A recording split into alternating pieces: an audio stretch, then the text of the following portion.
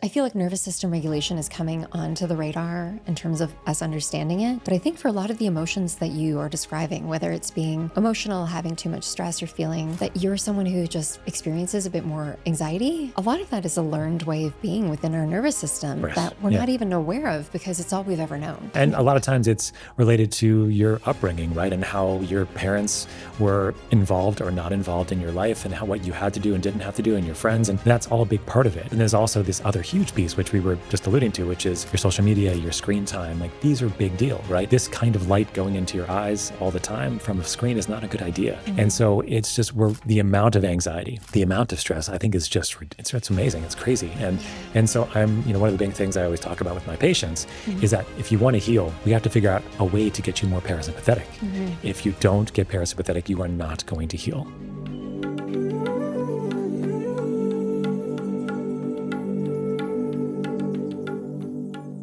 All right, Dr. Scott Sherr, welcome to Rooted in Wellness. It's a pleasure to be here, Mona. Thank you for having me. For those of you who are listening, my tongue is blue.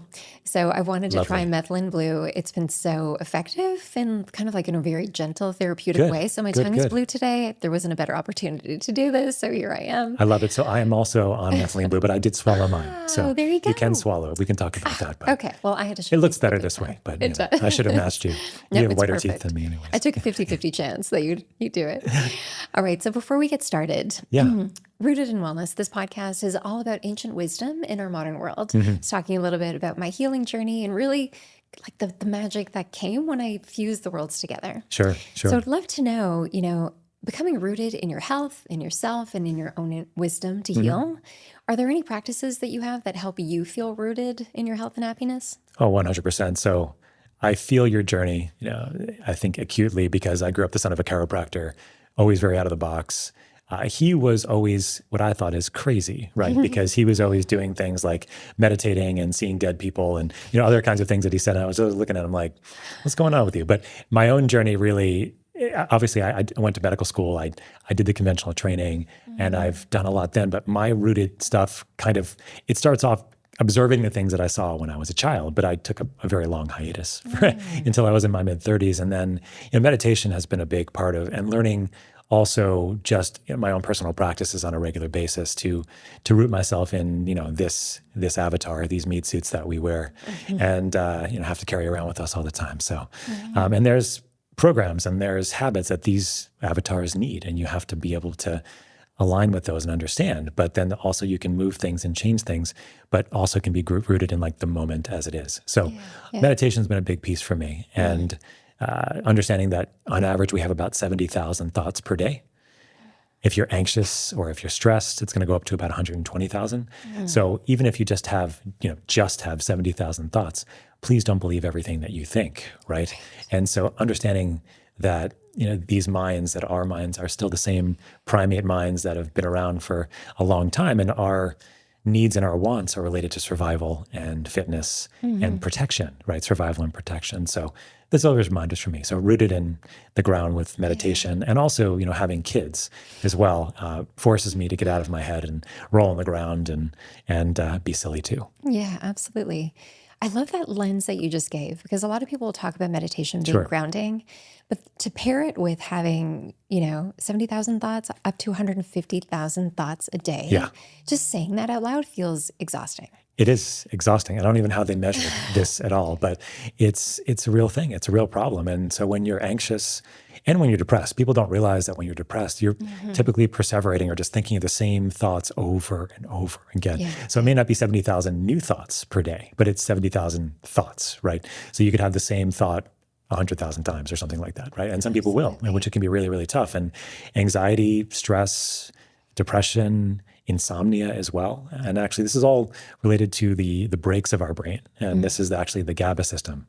GABA is a big part of relaxing our brain, and it's a neurotransmitter that many of us are deficient in. So, and GABA's got this really cool position where it's like an interneuron so that it stays in between your norepinephrine, dopamine, your stimulating neurons, and allows the sensing of the gate. So it allows you to prevent all that information from bludgeoning you and kind of overwhelming you. And so many of us these days are GABA deficient. And as a result, we're not having that sensory gate and getting too much information and just not being able to process as much. But this is the fascinating aspect. So you're talking about a process from the body that comes from the body, which is the body's innate wisdom to regulate itself and to heal itself. And maybe you'll agree, I know you'll share more about your story, but the processes that we go through in life that cause us to feel more stress and worry and anxiety, pair that with the news and social media that causes it to exacerbate so much more. Are we losing the ability for our bodies to function at their best? 100%. I think that just the way culture is created, it's not a culture created on rest, recover, detoxification, which is your parasympathetic nervous system. It's a culture that's trying to just hit you with more and more stuff at all times. And that is just keeping our on switch on all the time. So how do you turn your off switch on? That's really a hard part for most of us. And that's why there's like a rash of so many people can't sleep, as you know, and then they have so much anxiety and I see this even in younger kids, like even it's in like kids my kids' age, and my kids are okay for the most part, but I have one specifically that does have like a anxious bent, and if she does do more social, she doesn't do any social media, she's too young, but if she does do more TV or more games, I see it. I see the screens that'll do it, right?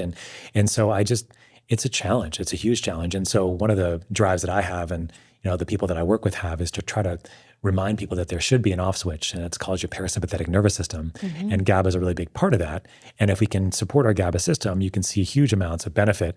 And parasympathetic is always thought of as your rest and digest, but it's also your detoxification as well. And so that's when we can actually get rid of toxins, and we can actually feel like and it's a challenge because I was actually talking to somebody just a couple of days ago that they didn't know what it felt like to be parasympathetic. And what can happen when you start feeling that way all of a sudden is that you can get this sort of reactive anxiety related to it because you don't know what you're supposed to do because your mind and your brain are actually calm, and then you get this anxiety related to being calm as well, which is kind of a big thing these days I've found, is that I'm like, no, you're supposed to feel that way. It's okay. Like it's going to get better once your nervous system remembers that it's supposed to relax at times too. It means so much hearing you as a doctor with this Western lens speaking to this. Yeah. Because often I feel like people they need that scientific validation. Yeah. And I feel like nervous system regulation is coming onto the radar in terms of us understanding it. But I think for a lot of the emotions that you are describing, whether it's being, emotional, having too much stress, or feeling that you're someone who just experiences a bit more anxiety, a lot of that is a learned way of being within our nervous system that we're not even aware of because it's all we've ever known. Yeah. Yeah. And a lot of times it's related to your upbringing, right? And how your parents were involved or not involved in your life, and what you had to do and didn't have to do, and your friends. And that's all a big part of it. But there's also this other huge piece, which we were just alluding to, which is your social media, your screen time. Like these are a big deal, right? This kind of light going into your eyes all the time from a screen is not a good idea. And so it's just, the amount of anxiety, the amount of stress, I think is just, it's amazing. It's crazy. And so I'm, one of the big things I always talk about with my patients is that if you want to heal, we have to figure out a way to get you more parasympathetic. If you don't get parasympathetic, you are not going to heal. And it could be a problem. I mean, I'm guilty as everybody else is, right? I haven't been sick in a long time, but then I had 2 weeks off for December for the Christmas break, and I got home from two conferences in Vegas. And I was like, oh, I have nothing going on. This is going to be great. And I just slammed, and I got sick for 3 days. And I was like, wow, but that's okay. I grew up, my father would always say, oh, that's amazing. You're exfoliating, you're detoxing. This is great. And I'd be like, shut up, Dad. I'm so sick. That's my mom. Yeah. And that's what I tell my kids now. And they're like, shut up, Dad. But it's true, right? It's okay to get sick when you're going parasympathetic because that's what your body wanted to do. It needed to do that so that you can actually recalibrate. Fun thing with kids, I don't know if you've seen this with yours, but if your kids get sick, especially if they're really young, if they're 2, 3, 4 years old, and they get a viral infection and like they're sick for a couple of days, and it sucks for everybody because they're not sleeping, you're not sleeping. But when they're finished being sick, they just have these huge jumps in their milestones. Why is that? Because they've just kind of culled things they didn't need. They detox, and all of a sudden they just make these huge jumps. And it actually can happen with adults too. Now, none of us want to be sick for sure, but you can take it as an opportunity, like, okay, this is something that my body needed so that I can, move to the next level. I don't think I've heard very many practitioners talk about the relationship of your nervous system to detoxification. Oh, yeah. But as you're speaking, of course, they're like inherently connected. How can your body function when it's thinking that it's stressed all the time. Right, It right. can't. It can't at all. And that's why being parasympathetic is essential for healing. If you're not going that route, you're not working on that system. You may not get sick for a while, but when you do, you're going to crash because your body's just not used to being in parasympathetic mode. And so this is a problem. But the cool thing is if you learn how to balance your nervous system, and you obviously know about heart rate variability training. That's a really great one. So HRV. And so that's a great way to help understand that balance, right? If you have a good balance, then you can get stressed when you need to get stressed, and then you can be unstressed or go back to parasympathetic when you're not, right? Our base status is parasympathetic, most likely. Evolutionarily, we had to mostly, digest our food, right? We had to have something intake. So we think most likely, evolutionarily, our system probably started off as more of a sleeping digestive cycle, at least, millions of years ago before we were actually, human form. And then we created the sympathetic response to react to danger. I'm sure, I don't know if you've ever seen these National Geographic videos where you have an animal that's getting chased by a predator type of animal. And then somehow the animal gets away. It doesn't get killed, doesn't get eaten. You'll see them go through this reaction, right? This sympathetic storm, as it were. They start shaking, they move all like crazy. And all of a sudden, 30 seconds later, they're fine. They go back, And that's what we're basically programmed to do too. But now that stress is just constantly going at us every minute. And then we don't ever have any time to respond and to go parasympathetic. And we've never really been educated, or it's not part of our training as a kid to what is the shake? How can we induce the shake to really shake it off and then start fresh, right? Yeah. Let's take a quick break from this episode to talk about something that's made a huge difference in my cellular health lately. It's a product called Fatty 15. If you're like me, always on the hunt for science-backed solutions for optimizing your health and longevity, check this out. Fatty 15 contains a pure bioavailable form of C15, which is a saturated fatty acid that's been coined the longevity nutrient by scientists. C15 was discovered by Dr. Stephanie Van Watson, a veterinary epidemiologist who is studying healthy aging in dolphins. What she found was game-changing. C15 had a remarkable impact not just on the dolphins, but on human health too. Here's what got me really excited about taking Fatty 15. The clinical research behind it has shown that it strengthens cell membranes, it boosts mitochondrial function, and it activates key pathways that control aging. It outperformed leading longevity compounds in providing over 36 clinically relevant health benefits. And get this, 72% of users in a trial reported better sleep, better mood, better joints, and energy within 16 weeks. I've been taking Fatty 15 religiously as part of my wellness routine, and I have to say, I feel a noticeable difference. My energy is more stable throughout the day, my sleep is deeper and more restful, and I just feel more resilient overall, like my cells have this extra layer of armor against stress and aging. The capsules are small and have a neutral smell and taste, and the refills come in a beautiful, eco-friendly glass jar. I love that Fatty 15 is vegan, pure C15 without any fillers or preservatives. It feels like such a clean, potent way to give my body this essential nutrient it needs to thrive. Fatty 15 is on a mission to optimize your C15 levels and help you live a healthier, longer life. You can get an additional 15% off their 90-day subscription starter kit by going to fatty15.com/Mona and using code MONA, M-O-N-A, at checkout. I really believe that this is something that can benefit all of us in our journey to optimal wellness and longevity. Definitely check it out and see the difference that it can make for you. Again, shop at fatty15.com, that's fatty15.com/Mona, and use code MONA at checkout.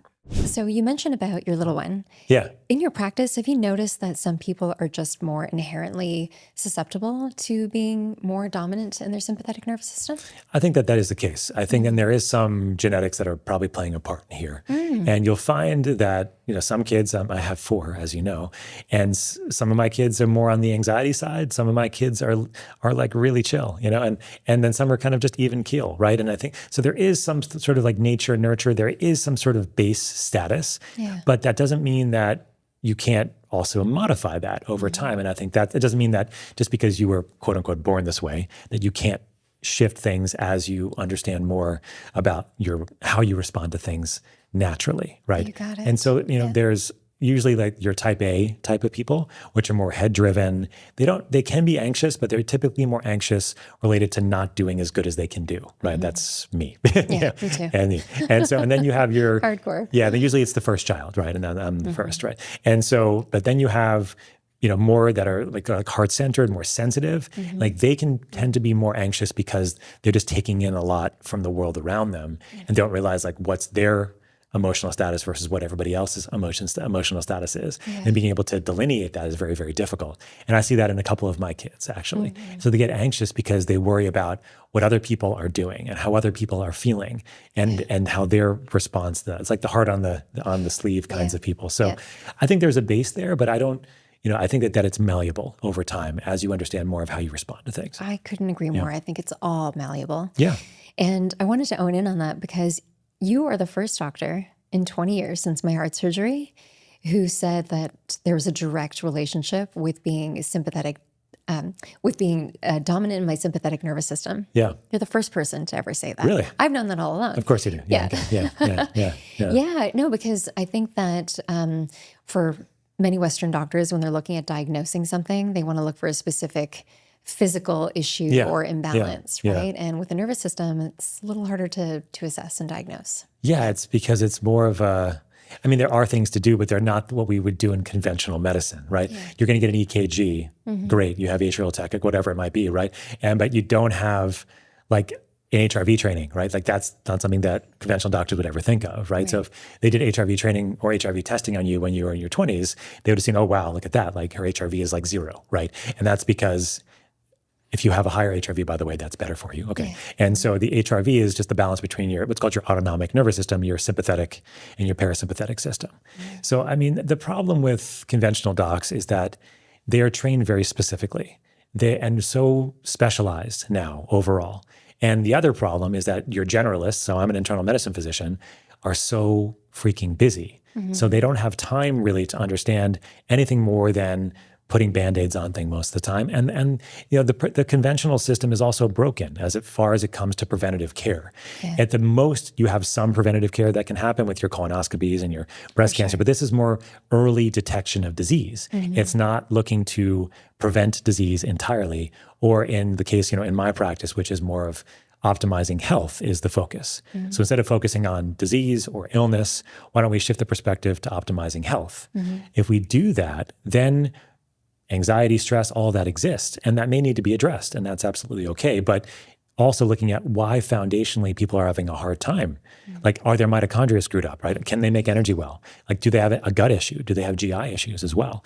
Do they have issues with their neurotransmitters or their hormones? And are these also playing a part, right? Yeah. So the way I think about it is that the medical system as it is does one thing really, really good, and that's acute care. Like if you go into the hospital for a GI bleed or a pneumonia, or if you've had a car accident, it is fantastic. To fix it, and that's what they'll do. It's fantastic, right? Yeah. But preventative care is broken. It really is. And chronic disease, as we all know, is just going up through the roof. And there's so many different reasons for that, right? But it's not in the purview of a conventional doctor at this point, because they're so stuck in, for the most part, unless they have their own journey. And you'll find like a lot of the integrative docs out there have gone to the integrative side because of their own medical issues that weren't solved by the conventional system.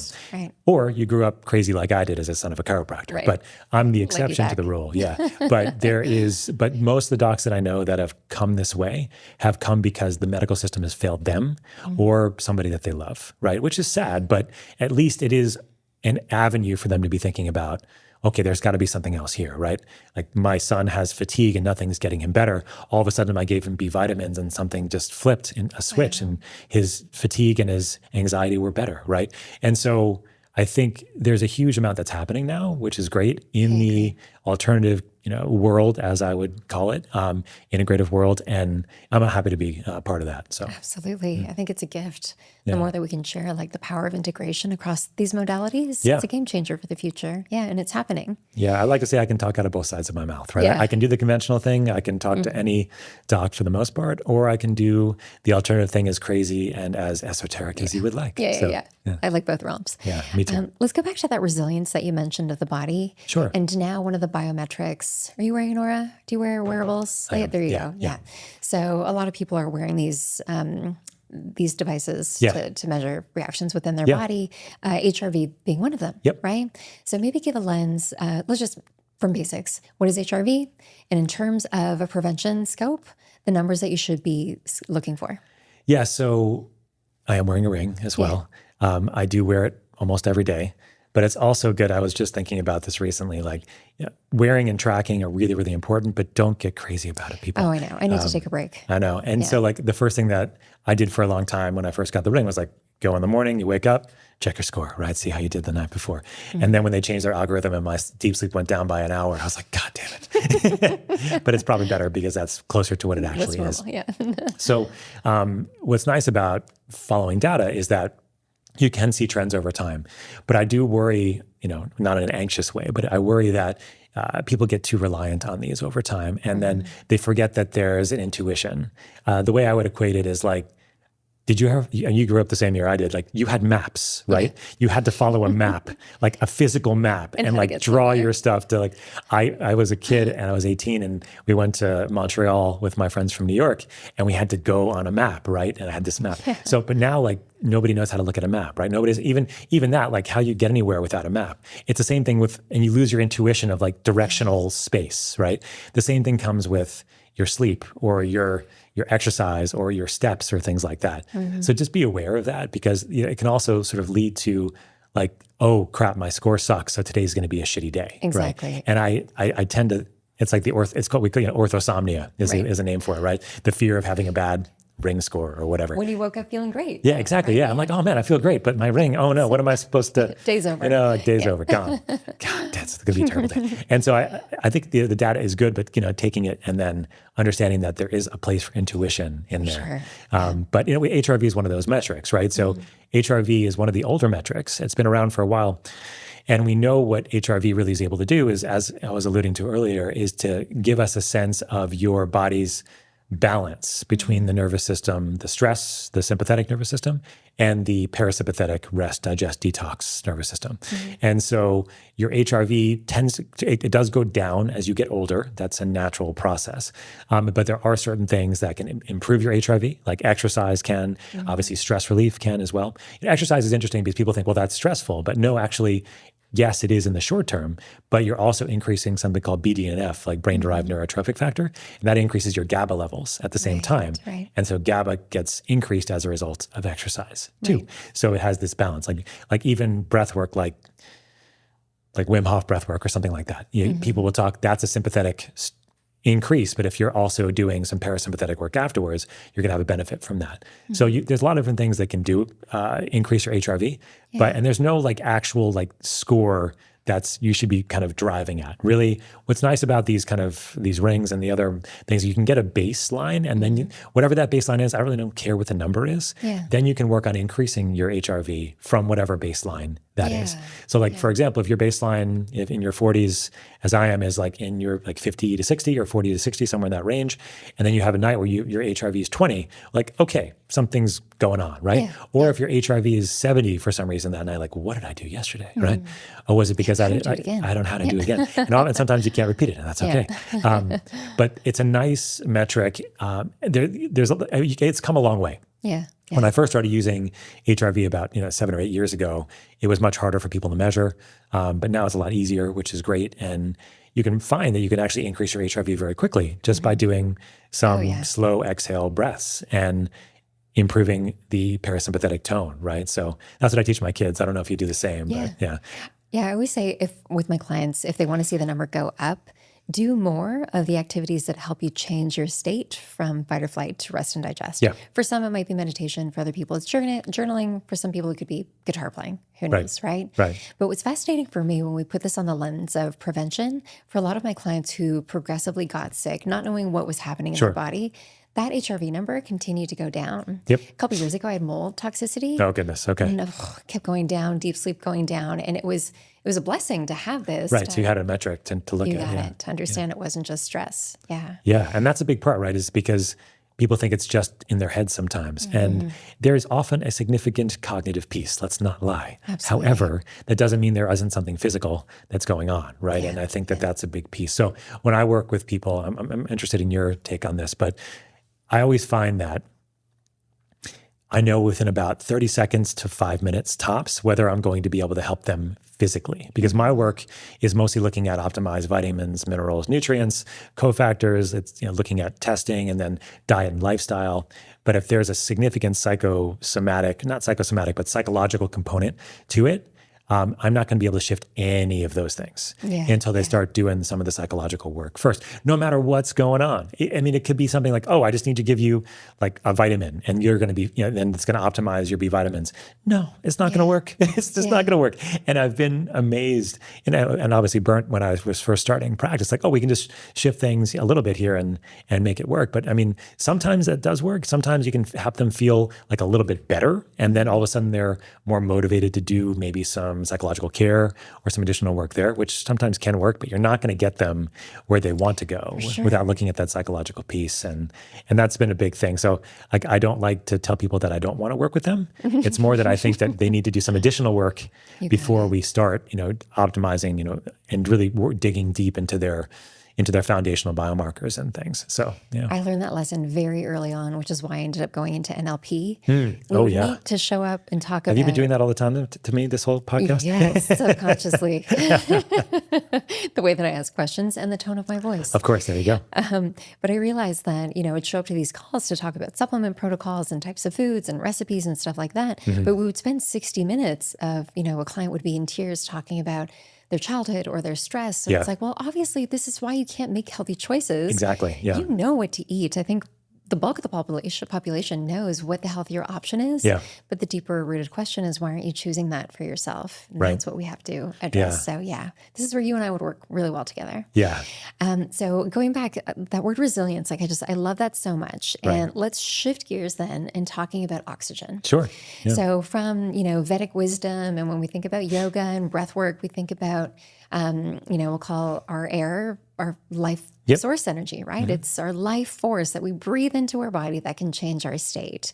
And I really think that with the rise in awareness around hyperbaric oxygen chambers, this is a catalyst for change.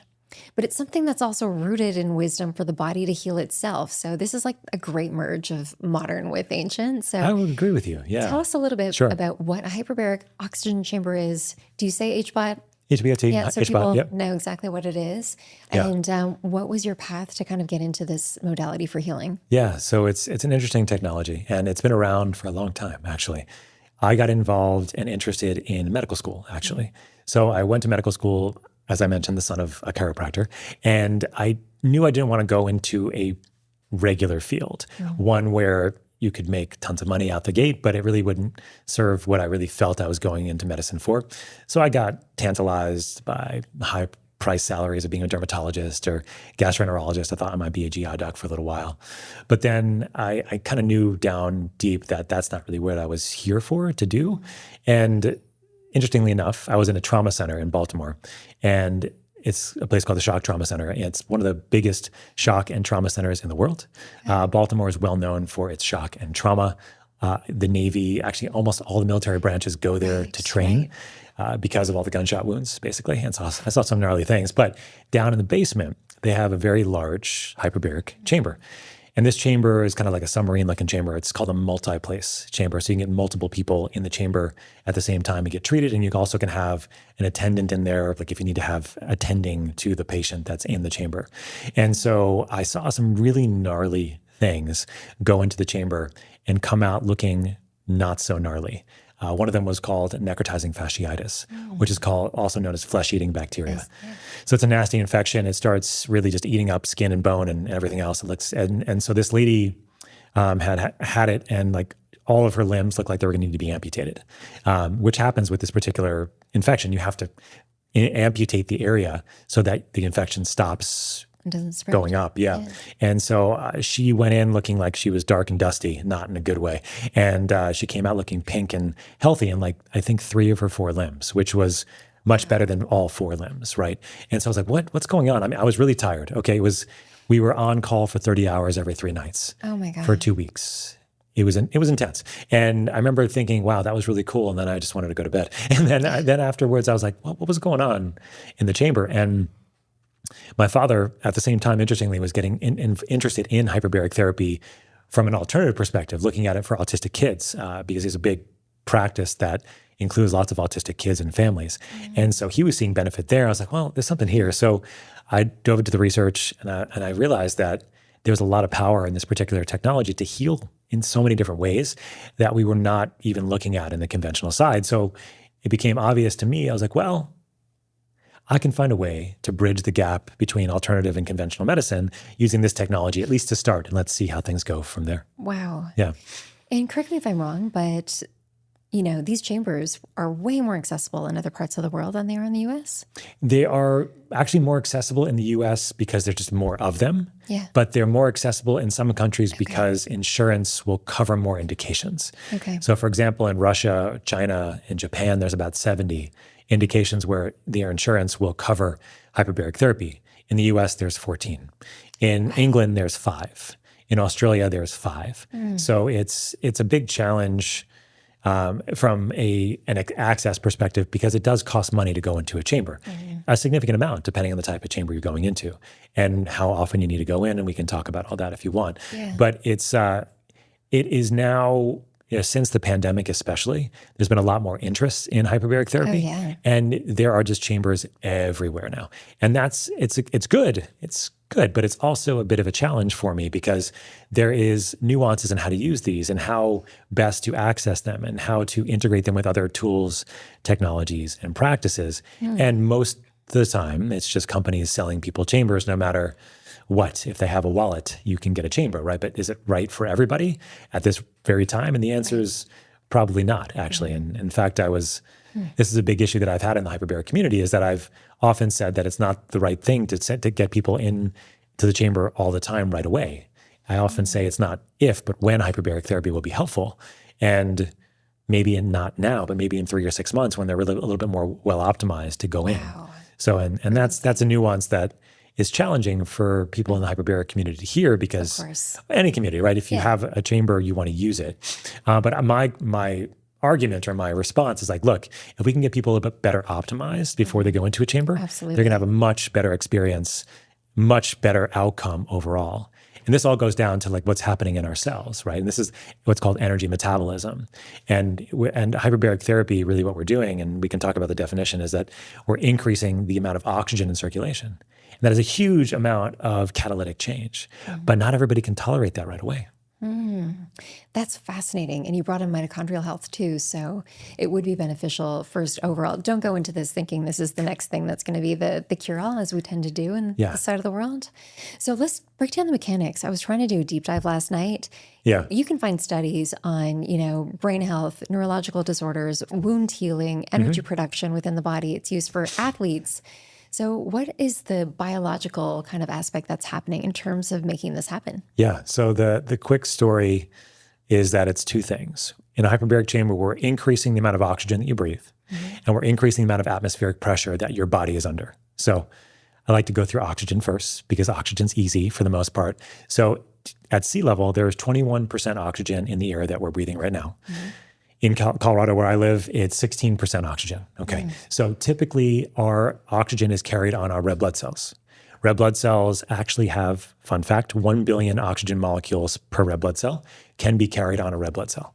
And it's done that through a molecule called hemoglobin, which binds 4 oxygen molecules per hemoglobin molecule. So if you can do the math, it's 250 million hemoglobin molecules per red blood cell. So our oxygen carrying capacity is relegated to how many red blood cells that we have, usually. And what is oxygen necessary for? Energy production. If we don't have oxygen around, our mitochondria cannot make energy.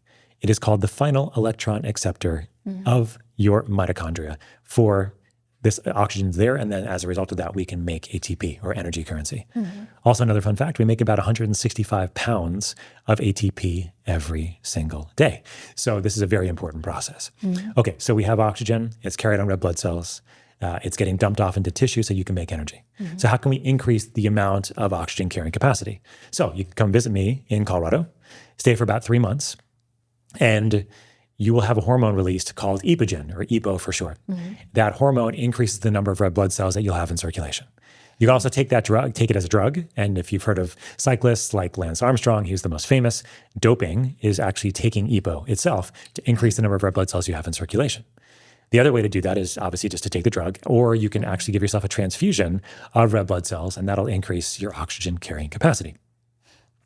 So, but in a hyperbaric chamber, what we do is we increase the amount of atmospheric pressure. We simulate the amount of pressure that you would feel under a certain amount of seawater. So water is extremely heavy. We don't feel it if we're diving in a pool or something like that. But if you pick up a bucket of water, it's extremely heavy.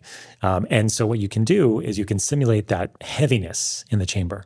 And that heaviness drives more oxygen in circulation, not only in those red blood cells, but also into the plasma, or the liquid of our bloodstream. So it's the liquid that has very little oxygen in it at sea level. And in a hyperbaric chamber, you can increase the amount up to over 1,200% more oxygen as a result of that pressure. It's a physics law called Henry's law. And Henry's law just basically states that the more pressure you put on a gas, the more of that gas is going to go from a gaseous form to a liquid form. In this case, we have liquid O2. And so as a result of having this huge amount of oxygen in circulation, you create this catalytic kind of change. And it does it in a number of different ways, but the basics of it, and we can go into details if you like, are there's a huge amount of oxygen in circulation, number one. So that's good, especially if you had an acute issue, like acute heart attack or stroke or traumatic brain injury or spinal cord injury or a limb partial amputation, what I actually saw when I was in medical school. Like you can get oxygen to the tissue faster, so you have less tissue that dies. Kind of a big deal, right? So that's all that oxygen going in. There's also, because of all that oxygen going in, you're making a huge amount of energy, which can be really helpful. And you're also making a huge amount of oxidative stress or reactive oxygen species. That's not a bad thing as long as your system is able to compensate for that with antioxidants, right? And so you have to have enough in the system to be able to balance that out. And that's an issue. But what happens with that oxidative stress is that it has this shift onto your biology. And so you get stem cells that get released from your bone marrow. Stem cells are baby cells that can go anywhere in the body to help us heal tissue, okay? It also immediately decreases inflammation by binding up something called inducible nitric oxide, which is in circulation, causing inflammation, causing blood vessel dilation, and causing low blood pressures as a result of that. It also can improve immune system function. So that oxidative stress revs up the immune system in a way that says, okay, something's happening here. We need to do something about it. So immune system gets activated. And you also have a direct effect on bugs, on organisms that do not like high oxidative load or do not like oxygen directly. Like that necrotizing fasciitis that I mentioned, that's an anaerobic bacteria. It does not like oxygen. So that's why hyperbaric therapy works so well in that case. And then, so that's the oxidative piece of it. So that, and then what also is happening as a result of that oxidative piece is that with multiple hyperbaric treatments, you're getting a shift in the expression of your genes related to epigenetic shifts. So epigenetics is the study of how your genes express depending on environmental stimuli. And what happens in a hyperbaric chamber is that you get this shift in epigenetics. And so that's a shift that causes more blood vessels to grow, for decreasing inflammation over the long term, for the rebuilding of tissue and maturation of cells into the area. So bone, new heart, new neurons, new cartilage, you name it. Regeneration, yeah. And then decreased scarring in tissue because of all that as well. And then you also get this, with this immune system activation, you get this sort of rebuilding and recalibration of the immune system as well. Fascinating. So many points. Yeah, I know that's a lot. I know. No, it's a lot, but it's landing for sure. When I experienced a chamber, it was an XL, so through our mutual friend, Dr. Sherr. The feeling, I think I was in there for about 50 minutes, 50 to 60 minutes. You could feel the pressure shift when you're sitting in there. I remember feeling a little bit like I wanted to lay down. And then all of a sudden I felt like my mind was very awake, like I had a stimulant and I was ready to go. Nice. Yeah, and I felt Nice. so energized Yeah. afterwards. And of course, well, why would I just use it consistently then if that was what I felt? What is the protocol? Yeah. When we're thinking about it through a lens today, obviously you'd mentioned first you want to make sure that you're in like a good place, checking in on, your labs, your micronutrients, energy and stuff like that. Yeah. But therapeutically then, what should people be looking for? Yeah. So if you have an acute issue, like if you have an acute trauma, acute ischemia, like a low oxygen state, acute injury overall, hyperbaric therapy is like the do not pass go kind of thing. Like it can really help people heal, even from surgeries, for example. Like if you have an acute wound of some sort, there really is no other things that you need to do. There's things you can do, and I do them all the time, including use like things like methylene blue, for example. But in essence, an acute injury, whether it's done by a surgeon or if it's done by you on the soccer field or you have a stroke, God forbid, or something like that, like getting into a hyperbaric chamber very fast without any other modalities is going to help you because it's that reoxygenation that's so important during that acute phase overall and decreasing inflammation and things that I mentioned. But if you have a chronic issue where you have a long-term goal, say that you have mild cognitive impairment or chronic pain or you have a chronic infection, then what I always say is it's best not to go into the chamber right away and then try to optimize your vitamins, minerals, nutrients, and cofactors, your diet, your lifestyle, and then think about synergizing that with hyperbaric therapy because that's when you're going to get the most of the benefit, right? The other piece of it to mention, though, is that there are different pressures that we can go into a chamber. The milder pressures, like they have, Dr. Shah has, it's a mild hyperbaric unit. Milder pressures are always in essence safer because the deeper you go, the more oxidative stress that you're going to create in the system. And actually the more stem cells you're going to release and the more immune system activation, which can be positive, right? But again, if your system's not able to tolerate these high levels of oxidative load, then that's not going to go well. And I saw that in clinical practice very quickly when I started over a decade ago. If we put people in the chamber that were too sick, they didn't do well. They may get a little bit better after feeling terrible for a couple of days, but then almost always they kind of go back to the way they were before they relapse, as it were. Interesting. And so that's because the system needs to be better optimized and there needs to be more support. But these milder pressures, like 1.3, 1.5, like you can get away with these even if you're not as well optimized in general. If you are well optimized, you tend to feel very good when you go into the chamber. You tend to like, even at deeper pressures, you're like, oh man, that's freaking amazing. Because you get all the oxygen in and your system is well optimized so that that oxidative load, because of the oxygen in there, gets neutralized relatively quickly by your own antioxidant capacity. And so if you have that, you're in good shape, you're going to feel great. And so when it comes to protocols, it really just depends on what the goals are, right? If your goal is a longevity protocol? Is it a exercise recovery? Is it jet lag? I mean, it depends on a lot of different things, right? But in essence, the milder pressures, 1.3, 1.5, even up to 1.8, that's about the equivalent of like 15 to 25 feet of seawater or so. So again, we measure all this in seawater, right? 15 to 25 feet below the sea, right? And so if you're going to those kinds of pressures, that's really great for brain kinds of things, so neurocognitive things. It's also great for what I call like day-to-day operations, your health span kinds of things. So your recovery from exercise, your recovery from jet lag, your athletic performance, your athletic recovery, your hangover recovery, and things like that. So those milder pressures can be quite good for that. But if you're going for more systemic focus, decreasing inflammation, dealing with a chronic complex medical illness, the deeper pressures are usually needed. Fascinating. I did not know that. And what about through the lens of aging well? Studies on reducing inflammation or a common symptom I'm sure you hear all the time is brain fog or issues with memory and stuff like that.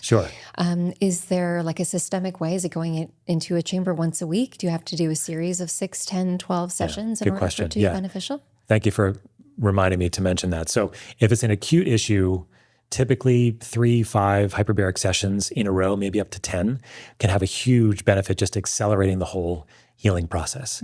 If you have a long-term thing going on, it's not going to have the same effect. You need to go in, usually the protocol is somewhere between 30 to 40 sessions, 5 days a week as a protocol to start off with. Wow. And then depending on what's going on, you may need further hyperbaric therapy over the long term, maybe maintenance and things like that. But this is where it comes really important, like the things you were just describing, right? And I get these consults all the time. It's like, Dr. Scott, I love to use hyperbaric therapy because I have brain fog. I'm like, okay, tell me more about your brain fog and what else you've done thus far, right? Because if somebody wants to go into a chamber for brain fog, I would say, short answer, no.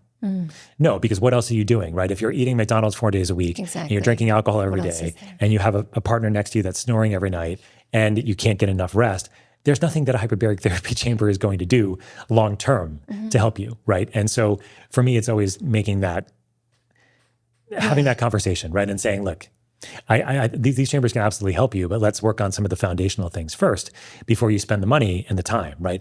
Because in general, like once or twice a week in a hyperbaric chamber, that's nice. It's good for like what I would call maintenance kind of mode. If you've already kind of had a good experience in a chamber, what I usually say is that I like people to do a protocol first.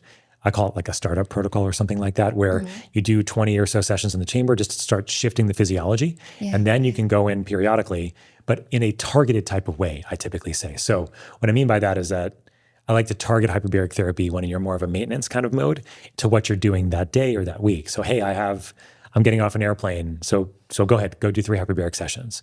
Because when you're on an airplane, you're pressurized to 8,000 feet above sea level. So that's low oxygen. Methylene blue is really good for that too. But you want to reoxygenate yourself when you get back to sea level because that's going to make you feel better faster. So it's a great jet lag hack if you have a chamber either in your home or that you can go to that's close by. So you can target it to a big day of exercise. If you target it to a big day of exercise, you can use a chamber at night, usually at milder pressures, to help with recovery. Yeah. So the maintenance mode, the maintenance piece for it really just depends on what your initial goals are and then how you're using it long term. But I have a lot of patients that have chambers at their house now. Or they can go to a local facility and they have a membership like Next House I know and others where you can get in a certain amount of times per month. But my deal with is that if you're going in just a couple times a week or a couple times a month, you really should be targeting those to something that you're doing. Or just know that there's no real long-term benefit that I can really see from that. I don't see it being harmful, but I don't see that there being the shifts that you see if you're going in on a 5-day-a-week kind of protocol for a period of time before you start going into a couple times a month or a couple times a year or something like that. Such good feedback because I think it just it's the invitation to use it strategically at different parts and times throughout your life. I'm also really interested in how it merges with the kind of ancient wisdom. So often, I'm sure you prescribe this also, when you're in that chamber for 60 minutes, you could either sit on your computer and scroll, right? Doom scroll, or you can sit in meditation and focus on doing deep breath work. And the impact, obviously, of the latter feels so much more therapeutic to the system. And 100%. I love that it's a scientific device that's merging with the wisdom of your body to enhance healing. Yeah, I love that. And what I always say is that it's not only what you're doing. So my framework is, what are you doing before, during, and after hyperbaric therapy to truly optimize that? And the before might be right before, or the before might be 6 months before. And that's typically where the mitochondrial health becomes a huge piece of it, because I got burned in the beginning, not understanding that if you don't have the machinery to allow yourself to make energy effectively, and also to detox from the energy that you make, people don't realize that when we make energy, just like an exhaust from a car, you make waste products too. Some of that waste we breathe off as carbon dioxide and water, but some of those are reactive oxygen species that are necessary. But if there are too many of them, or there's a lot all of a sudden, like in a hyperbaric chamber, and you don't have the capacity to neutralize that oxidative load, you're going to feel bad. And so that's just a big piece for me. So that's kind of been, with my journey in my clinical practice has been, well, I was a hyperbaric physician initially, and I still am. But now that's, when I talk to people, that's about 80% of what I talk about has nothing to do with hyperbaric therapy at all. And I'm understanding from what you're saying, the more that you can understand about your biology, the better. Are you running genetic tests on all your patients? I don't typically do genetics. I've found over the years, so the framework I use is something called Health Optimization Medicine in Practice. It's Home Hope for short. It was founded by a colleague and mentor and friend of mine. His name is Dr. Ted Achacoso. And brilliant guy, anti-aging physician, was doing AI in the 1980s, that kind of thing. He was doing everything you can imagine the dude has done. And so he established this framework. And the idea was genetics are important, but genetics aren't your destiny. Genes aren't your destiny. And so we look at something called metabolomics, which is a little bit further down from your genes. Metabolomics is kind of the real-time assessment of what's happening with your cells, again, in real time. So we can see what's happening with energy, what's happening with detox, look at heavy metals, micronutrients, macronutrient. You can look at all these things.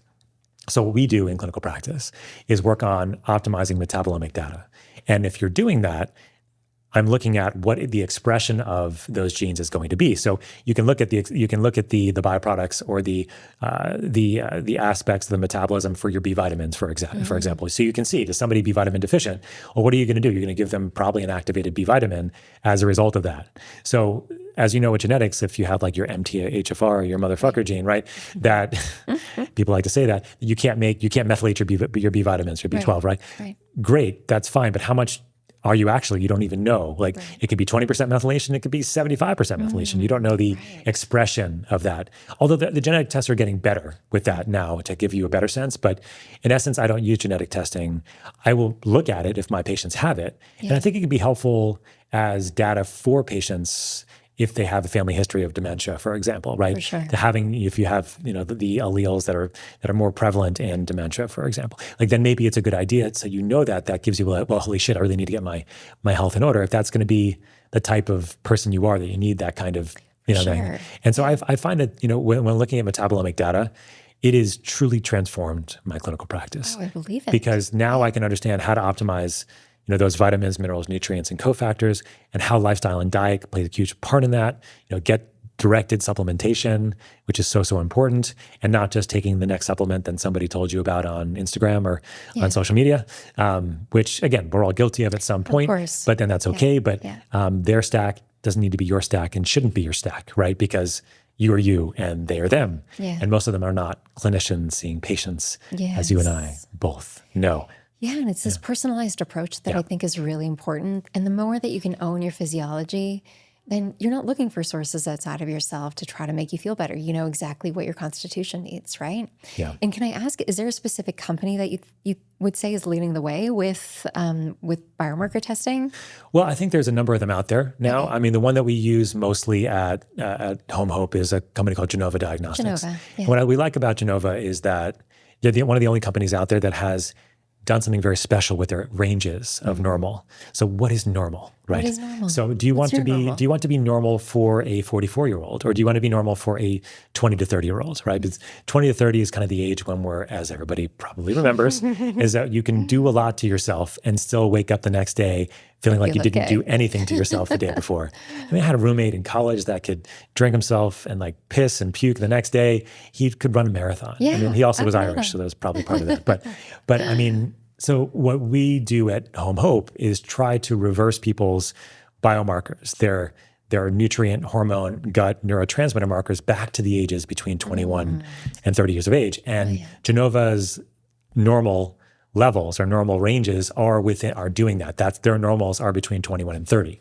So if you look at most laboratory companies out there, you're not getting those kinds of age ranges. Usually it's 18 to 65, even in some of the functional labs, most of the functional labs actually. I've even asked some of these labs to piece out the data so that I could find it from 18 to 30 and they won't do it. So fascinating. Yeah. And then you go like to the conventional side and you look like a thyroid, like a TSH level or something. That range is between, I think it's around 8 years old to 95 years old is the range. And then we think like a TSH of 4.5 is normal for a 20-year-old. Right. No, it's not, right? Yeah. And so it doesn't mean you need to start thyroid medicine. That's a different story. But again, normal ranges are a big deal. So from our perspective, Genova is great because it's easy for us to be able to know what those normal levels are for somebody between 21 and 30 years of age. So the difference, again, in the approach is that we're not looking for disease-related markers. We're not looking for the root causes of illness. Right. We're looking for the root causes of health. And as there's so many standards of care for disease, I keep hitting this thing. It's okay. That's okay. I'm just going to start playing with it. Sorry, everybody. There's so many standards of care for disease, right? For every disease you can imagine, but there's no standard of care for health. And so what we're really trying to do at Home Hope is try to create that. And so my clinical practice is based, that being the foundation of what I do. And then the hyperbaric piece is something that I will add on when it's appropriate, when it's time. Unless it's an acute issue, then we use the chamber and we as I like to say, I educationally throw shit at the wall to get as much of a holistic plan as I can for them if they need to go in immediately. I love that lens so much. It puts a really optimistic spin on the concept of prevention. Yeah. Because I think the word prevention itself is like comes from fear of getting sick. And for me, for the longest time, even my own journey, I shared my mom has rheumatoid arthritis. And like I lost my mom to this disease. So the fear was, I'm not going to get it. I'm not going to get it. I'm not going to get it, which turned into healing and feel my best. So I kind of understood when I just focused on the healing aspect and what my constitution needed, the fear dissipated, which loosened the grip on getting disease. Exactly. Yeah. It's like having that thought you can't get out of your head. You have to actually really just change your whole perspective, right? Got it. Yeah. Yeah. And that's how to do it. So going back to age ranges, so longevity also is massive buzzword. Telomeres were in the spotlight for a little while, and everyone's checking their telomeres to see what their biological age is versus their chronological age. But oxygen chambers, hyperbaric, they're showing how this impacts telomere length also. Is that right? Yeah, there was a study that came out a couple of years ago now by a pretty big group in Israel. They have the largest hyperbaric program in the world. And they were seeing about 250 people per day in their chamber. On average, most places in the US might see like 6 at the most. So it's a huge number. And they put out a study, I think the age range was people over 65 years of age and mostly healthy, maybe on maybe 1 or 2 medications at the most. And they did 60 hyperbaric sessions, 60 sessions, over 3 months, 5 days a week at 2 atmospheres of pressure, which is a huge time commitment, right? But they didn't do anything else. They didn't change their diet. They didn't change their lifestyle because this is a study, right? And they put them in the chamber basically for 2 hours every day, 5 days a week. They with the came out weekends as off. 18-year-olds? What's that? They came out as 18-year-olds? So not exactly, but their telomere length did improve. So again, do we really know enough to say that telomeres are important? We don't know for sure, but there was about a 20% improvement in telomere length. So that was one marker. But the marker that really got me interested actually was a marker on senescent cells. Senescent cells are zombie cells. There are these cells in our body that do not divide anymore, and they do not really make anything good. They just kind of stick around, don't die, and cause inflammatory mediators to increase because they make them and they have a high risk, or they're associated with dementia, degeneration, cardiovascular disease, death, all the good, bad things, right? So what that study showed is that there was about a 30% reduction in senescent cell population at around the treatment number 30. And so this is a great study for me because I was thinking, well, they didn't change their diet. They didn't change their lifestyle. They didn't optimize any mitochondrial markers or any metabolomic markers at all. Like I bet I could cut that down in half at least, and they would still see a significant benefit. And I've seen that in clinical practice. If people are with me and they are allowing themselves to do more of the groundwork, then they're going to see massive benefit. And I went to Israel in 2018 actually to look at the program, and I was they were very gracious hosts as Israelis tend to be. And I asked them a question. I mean, they showed me these amazing pictures of these brains, because they've published a whole bunch of studies now since then on that same population that they showed you can revascularize the brain and get the brain to revascularize after 60 sessions. You can revascularize your genital organs and you can get better erections as a male, and females too, actually, even though females don't talk about it as much, but females do enjoy benefits the same. And so, but the males in this population had better erections, right? And they also saw better cardiac function too. Circulation. So, circulation, right? So the blood vessel growth that happens in a hyperbaric chamber happens everywhere, right? Happens in the brain and the heart, and the sexual organs as well, right? And so, but I asked them a question after all. They showed me all this stuff. I'm like, oh, this is amazing. Like, well, what about it? What happens long term? They're like, oh, we don't know. Like maybe they'll have to come back in a couple of years. We don't know. And I'm like, well, that's not. I mean, that sounds like a good model, right? At least you're helping people, but what is their diet? What is their lifestyle? What is their supplementation? What's going on, right? And then they're like, oh, we don't do any of that. Just don't do it. We tried some coconut oil. I was like, okay. I'm like, okay, I see where things are going. But I get it, right? Because as a research facility, you don't want to have that many things that you're actually changing because then you can't figure out the studies. Right. So, but anyway, so this study got a lot of press, and now we have lots of people interested in hyperbaric therapy because of longevity.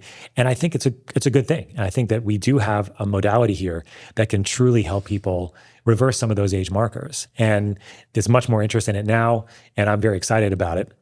And so I use it clinically in that way, especially in an integrative way. I mean, that's the key, right? Absolutely. Is that if you're doing that groundwork, you're doing the groundwork and you're really working on that optimizing of your foundational biology, then we have all these other tools and technologies that people are using all the time. And how you're integrating those things together is really, really important. Like, so your red light, your sauna, your cold plunge, your whatever else. Like, and so I got really interested and kind of fed up in like 2019, 2020, that people were contacting me about this stuff all the time and nobody knew what they were doing. Right. And they were getting chambers from companies that didn't tell them how to use them or how often to use them or not often. And so that's when, I started my own company called One Base Health that does more on the education side. And we're creating ways to help integrate all our technologies together with Bluetooth connectivity. So you can use it all from your phone and then create your own protocols and then use your own wearable technology to see what you need at the time. And so I'm really excited about that. So it will integrate the wearables that you have in order to create your protocol. Yeah, so you'll be able to connect all of so the equipment that we have. So it's currently going to be with our equipment. So it's One Base equipment for chambers, lights, sauna, cold plunge, and something else I'm forgetting. And you'll have Bluetooth connection to all those. So you'll be able to do it remotely from your phone, actually connect to them and operate them, and then you'll get data from them as well. We have sensor data that's going to be coming from the machines so that you can see what's happening with the machines, but then also going to be data coming from your wearables and what you want to help program your devices and integrate them in various ways. Biggest pet peeve, having all of these different wearables, not knowing what to use on what day. I know, right? None of it goes together and I still don't know what to do. Yeah. I mean, it's a big thing for me too. I have all this stuff in my house. I have an infrared sauna, I have a chamber, I have lights. And so I just got tired of having people tell me that what they were doing and then knowing it was entirely not what they needed. Yeah, absolutely. So you've put the scientific lens, ATP production, on longevity, on telomeres, on senescent cells.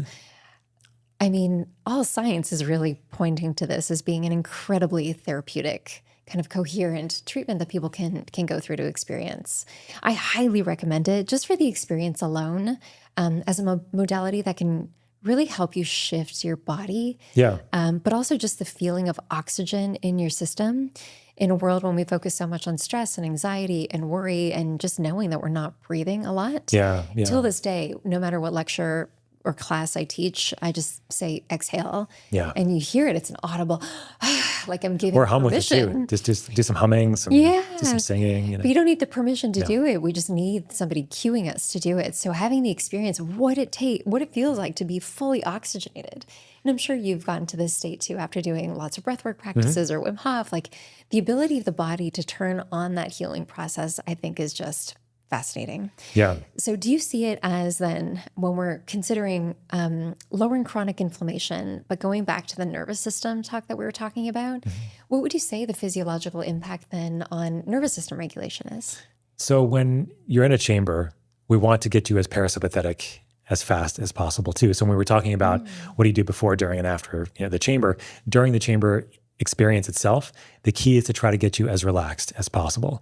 So you don't want to be watching John Wick 3. You don't want to be scrolling on your phone. You want to be relaxed, and that's when you're going to heal. And you were mentioning about, just trying hyperbaric therapy, and I think that's really a good idea. My only caveat to that is if you're going to try it, know that a mild chamber is likely better for you to try to start off with if you're not that well optimized to start off with. Like if you're pretty sick and you're having a lot of issues, like going to a deeper chamber and deeper pressures all right away may not be very good. It's like yoga. Don't go to the hardest yoga class if it's going to be your first one. Exactly. The same kind of thing. And then if you're looking at the types of chambers available, going to milder pressures tends to be easier on the system overall, right? And not everybody's going to feel anything when they first go in the chamber either. You were one of the people that did, but many people go in, they don't feel anything. And you know why? Because they didn't get parasympathetic in the chamber, right? So the big piece of it is to heal. And then what I've seen over time, actually, this hasn't been published, but doing a hyperbaric protocol does improve people's HRV. It does improve the balance of their nervous system overall as they go through hyperbaric therapy, especially if they're consistent with hyperbaric therapy, they're consistent with their treatments. So I have seen a benefit overall, but the key really is that parasympathetic shift. And so I work and I give a lot of people, GABAergic things before they go into the chamber, some of our products at Transcriptions, for example, because I know that it's going to drop them in faster. So they can take in something to meditate. They can use something like our Trocom, for example, that helps with relaxation, to help get them down a notch. And that's going to help a lot. I love that. Yeah. I actually used Trocom consistently last week before bed. Oh, nice. I noticed a difference in my sleep. Yeah, well, it's working on the GABA system, right? Yeah. And it's working on that thought generator that you have up there that's giving you 220,000 thoughts per day. Yeah. And so, and that's what, Trocom at our company. So the Transcriptions company was developed as the for-profit entity of the nonprofit that we have that trains. So the Home Hope trains practitioners on how to optimize health, like I've been trained. And it's a 7-module certification system or a certification program for docs or non-docs, anybody that is really interested in working with clients. And so, but we know that optimizing health takes a while. It's not something that happens overnight for most people, although most people want to feel better tomorrow. And so what can we do right now while they're on that longer path is that we can help them with the things that prevent them from being on that path. Right. And one of those things, of course, is their anxiety and stress and insomnia. And working on the GABA system has been transformative, really, because it's working on allowing people to feel how it feels to be parasympathetic again. I love Trocom. I love our Troz also for sleep. But these are things that, if you're working on yourself, your lifestyle, your breath practices, meditation, yoga, you probably won't need them very often, but you may need them in a pinch, and you may need them when you're first starting to understand what it is to feel calm again, what it is to feel like get good sleep again, right? Because what we've developed is ways to do that in a holistic, synergistic way with the types of ingredients that we have in there. But the main thing that we're doing in those is working on the GABA system, working on it in a holistic way so that you don't deplete your GABA while taking it, which is a problem with a lot of supplements out there, actually. For sure. Yeah. And things like benzodiazepines, benzos like Ativan and Xanax, and they're depleting GABA, and they bind tightly to the receptor. And as a result of that, they cause issues with tolerance and withdrawal and potential issues with dependence as well. And alcohol is the same thing. Alcohol makes people feel relaxed, but it also trashes your sleep, as we know, and because it binds very tightly to the receptor, and then it takes itself off very, very quickly. And then you get this 2:00 in the morning wake up with a severe headache because of glutamate toxicity, actually. And that's fascinating. Yeah, because GABA, and so glutamate is an excitatory neurotransmitter, right? And glutamate actually gets converted to GABA in the brain.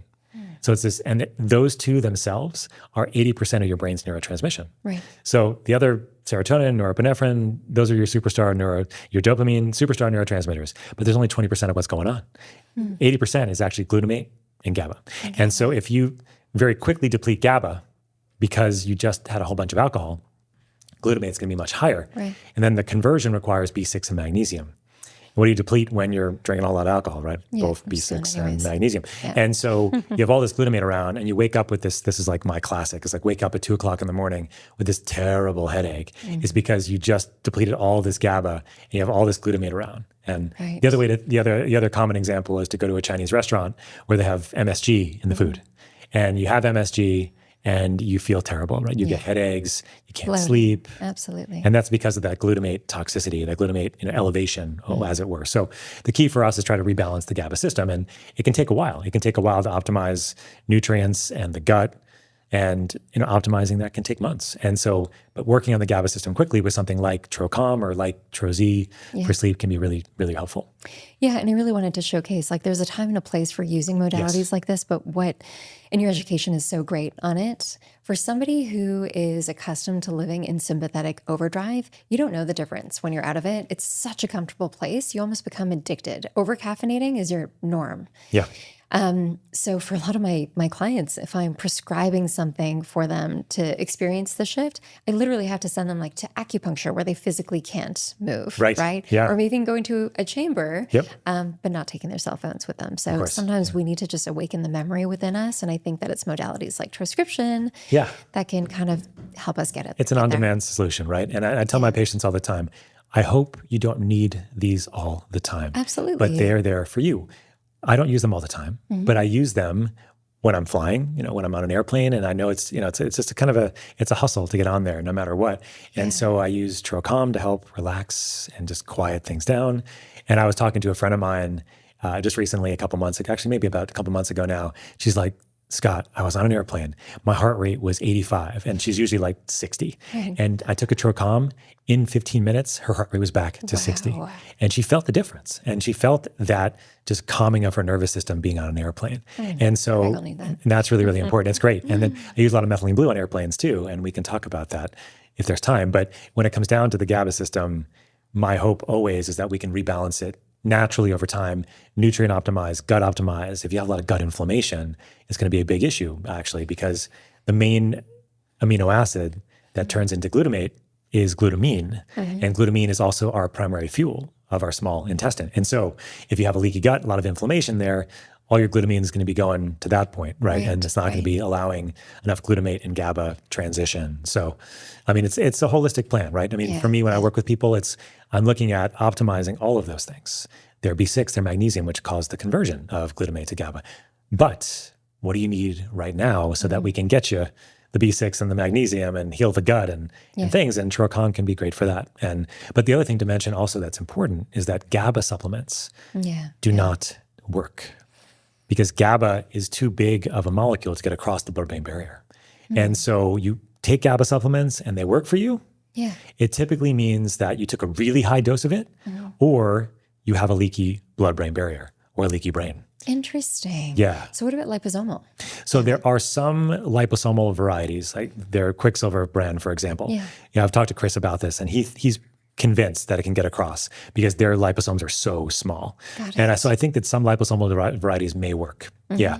So that would be the only one that I'll sometimes recommend is liposomal. They pair it with L-theanine, I believe. So and L-theanine is great working on the GABA system. But be careful, don't take too much L-theanine. Actually, it can have a paradoxical effect if you take too much. And it's in everything now, right? Like in so many adaptogens and drinks and coffees and lattes that people are just throwing it all in. So I know. Yeah, to be careful. Yeah. With what we do is that we give something in Trocom called vitamin B. It's B3 GABA or nicotinol GABA. And the vitamin B3 attached to it, B3 has a transporter that gets across the blood-brain barrier, and those B3 kind of takes GABA with it as it goes through the transporter.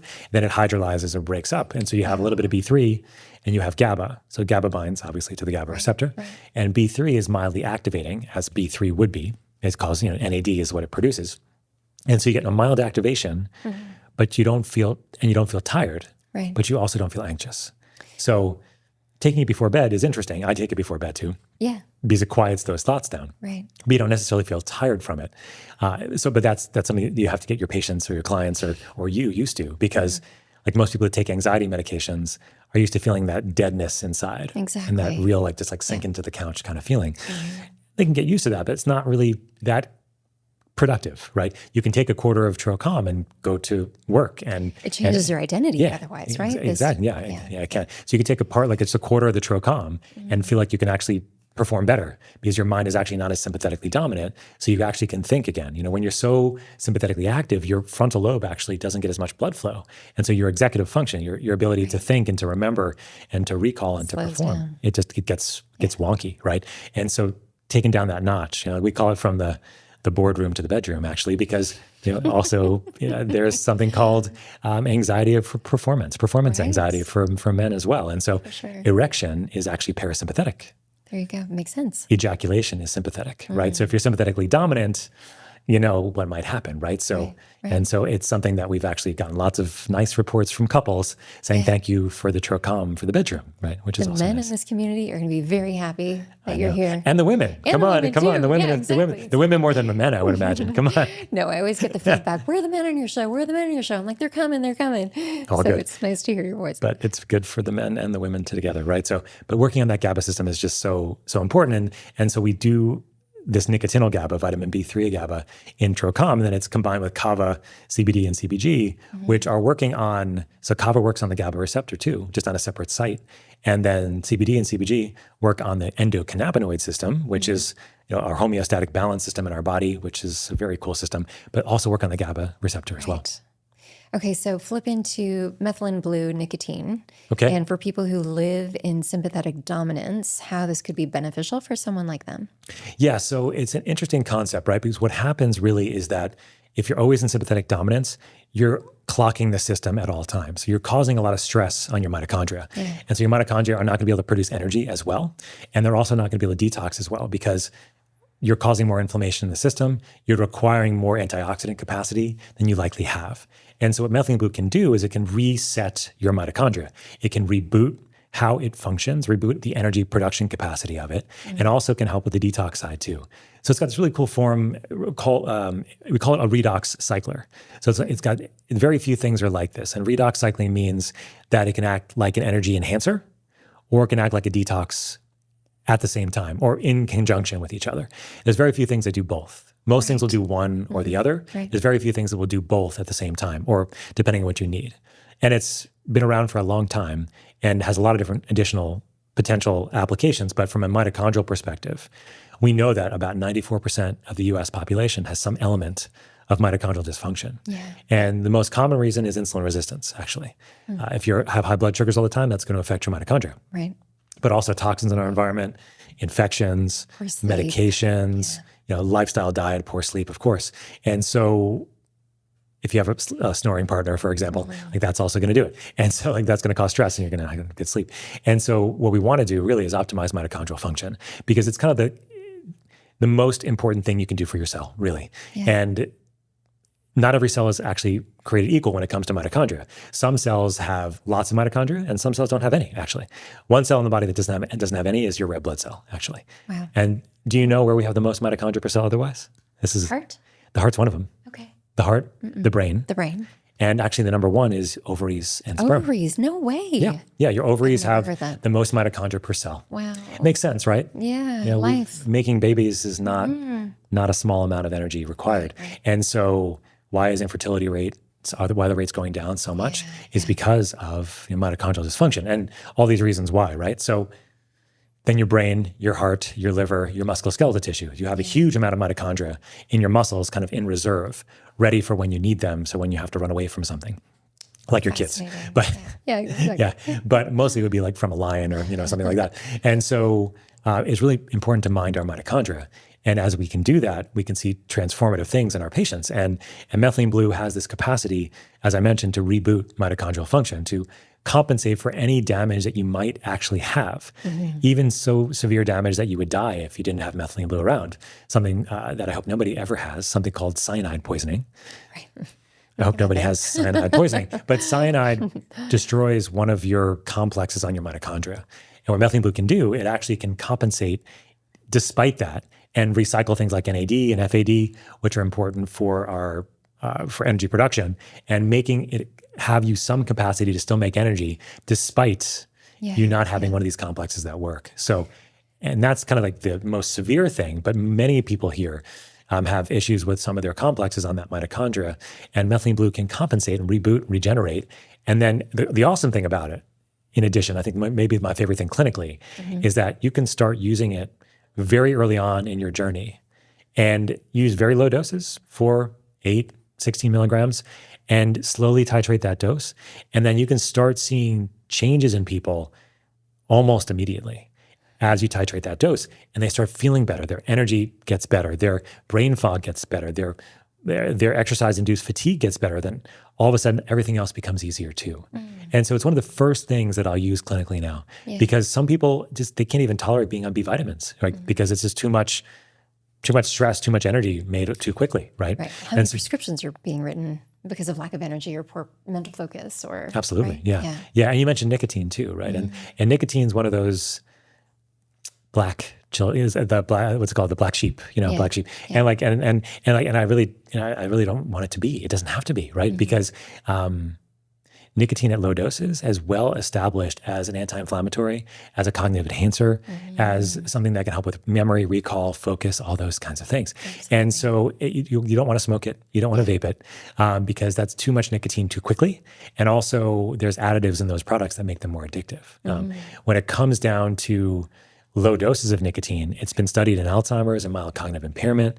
It's well established. So as long as you don't vape it or smoke it and keep it low dose, less than about 4 milligrams per day, you're in good shape. And we have a product that has methylene blue with nicotine, caffeine, and CBD together called Blue Canatine, which is amazing for focus and for productivity and for getting things done and dropping into flow as a pre-workout as well. I put a client on that who was addicted to energy drink, Monster Yeah, drinks. yeah. He was doing like 4 or 5 a day. Like it Wow. was gross. But he was a lawyer, high performing, case after case, stress after stress. And it was a game changer for him. So I love that. Yes, we've seen a lot of that where they can get off energy drinks, they can get off the caffeine roller coaster, they can sometimes even get off prescribed pharmaceuticals, but they do that obviously with the care of their healthcare practitioner. Right. And I work with a lot of clinicians. We have a whole clinician side of transcriptions, and we've been doing this and seeing amazing benefits. People getting off their stimulants after years and years of being on them. So it doesn't like happen overnight. It takes time, but you can see this, this massive benefit. And nicotine's really an anti-inflammatory as well. And so we've seen a lot of people with brain fog and like post-infectious stuff, like they just weren't getting better, and they start some blue cannatine. It's like night and day. Incredible. And we had one person that hadn't had her smell in 2 years. She just took a quarter of the blue cannatine, and she had this really interesting, almost negative response initially. She felt like kind of had some shivers, a little bit of sweating. It's like, I don't really like how I feel. And I'm like, well, maybe you're having a little bit of a detox reaction. It's hard to know. And she's, I'm really sensitive to everything is what she said. And then the next day she comes back, she's like, I don't know what happened, but I can smell today. That was the shake. Yeah. She had the shake of the animal. Right? Exactly. Yeah. It's crazy, Her right? nervous system, Exactly. Her nervous system had to reset. And all of a sudden she could smell again, right? And we've had a number of stories like that. And so I really do think that there's a place for a low dose nicotine. You just want to make sure you're not vaping it or smoking it, Don't do and that. keeping the dose less than 4 milligrams per day in general. Great. Yeah. Scott, you're such a great teacher. Oh, thank you. Yeah, and just doing my research on you, you really have a great education platform. So thank you for sharing a little bit about your practice. That went by so fast. My we done? goodness.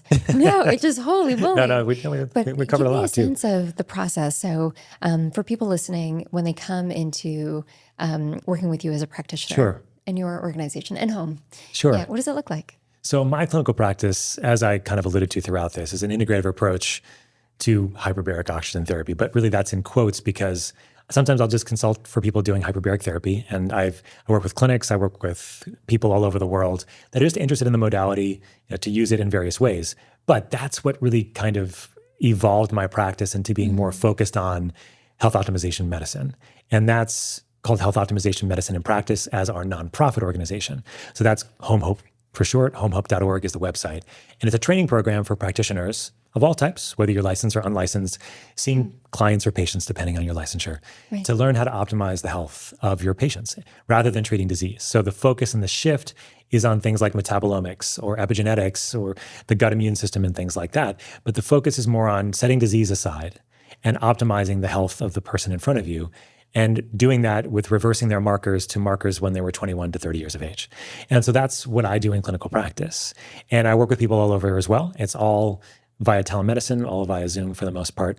And I do a battery of tests, and then we do an interpretation of those tests, along with obviously their diet, their lifestyle, their behaviors, all with using the pillars of health optimization medicine in together. So the training program is open to anybody.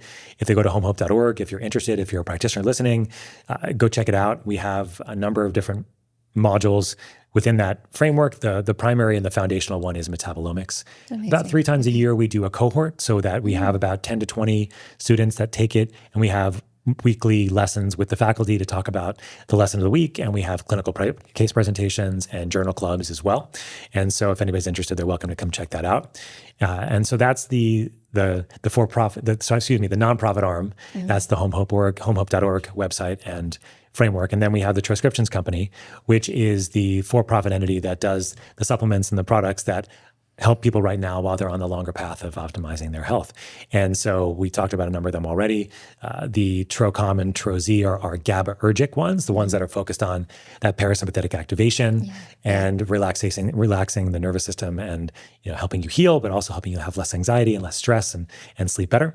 And then the methylene blue piece is for our energy focus. So methylene blue, we have Just Blue, which is our lower strength 16 milligram methylene blue. And then we have a higher strength that's for practitioners called Tro Plus Blue. That's 50 milligrams. The higher strength is more for acute mitochondrial stress or for infection overall. So we use it at the higher doses for infection, and it really works well for infection. So excited to try that. Yeah. We'll get you some. And so we also have our blue cannatine, which is our combination with our nicotine, caffeine, CBD plus the methylene blue together.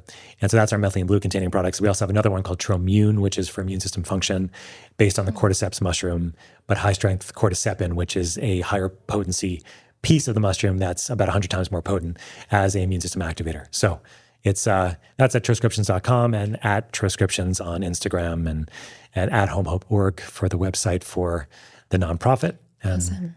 I think also, so there's also the Hyperbaric company, One Base Health, onebasehealth.com. And then if you're looking for me, you can find me at Dr. Scott Sherr, at DrScottSherr on Instagram, I guess is the best place. Amazing. Yeah. We'll link out to everything for sure below. I know people are going to have questions. Thank you for such a refreshing lens on the body healing. My pleasure. It's something that we don't often hear from medical doctors. To wrap things up, I'm going to take you through some rapid fire questions. Oh, fun. Okay, good. Just I some like fun it. ones. Yeah. Yeah. So what are the most common mistakes or misconceptions that you're seeing people make with their health? They think they need to do more to see benefit. Oftentimes, if they need to do less. Couldn't agree more. What's one way that women let's say that again. What's one way that women are making healing and health too complicated? Too complicated. Thinking about my wife right now. Yeah. I'm thinking about my wife. I think that they think the challenge is that they think they need to do everything. Yeah. Women, and I see this with my wife, and it's just how society works, and it's hard. It's hard to be female. They're just expected to do more, and men are just expected to show up. And I remember when I was in the Bay Area, there was a billboard that basically showed a male, a father. Basically, the connotation was just show up, and that's all. That's what guys in this society are. And so I think letting your partner, if it's a true partner in rearing children, they should be involved in the care of your kids, right? And like finding a partner that's willing to do that, I think is really important too. So good. Yeah. What would you say? What is your favorite ancient healing remedy? My favorite ancient healing remedy. That's good. I would have to say it's meditation. I mean, for sure. I mean, and there's all different types of meditation. And I used to think when I was first learning about meditation, you had to like clear your mind and have no thoughts. And that's not what meditation's all about. So there's lots of different ways to access it. I encourage everybody to find a way that they feel comfortable doing. For me, I'm a big believer in the Dzogchen practice and Buddhist meditation. So that's what I use a lot. I'll use a lot in my own personal practices. So beautiful. Regularly. Yeah. Last one. If you had to pick something about modern medicine that excites you, what would it be? I think that what's happening with longevity medicine is very cool.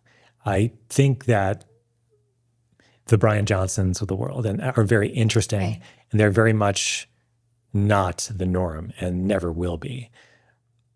90% of all of the things that he does or that most people do in the longevity world do not require millions and millions of dollars. And so I think that's really important. But will there potentially be some breakthroughs that really allow us to live longer? Maybe. And I do get excited about that kind of thing. But I have always the trepidation of just living longer doesn't make those years much better, right? Exactly. We have to really be focused on health span, and living as many years we can, as healthy as we can, no matter how many years that we have. Yeah. And so, but I do get excited at what's happening in some of the longevity world with some of the new therapies, some of the new technologies. And we have friends and colleagues that are in this world, and I get excited about it. Yeah. But I don't get terribly excited about it. I get excited with the caveat as I just described. So, Well, I love how you're really redefining kind of the face of integrative medicine in the future and longevity. So, thank you so much. Until next time. Yeah, I'll have you back. thank you for having me on.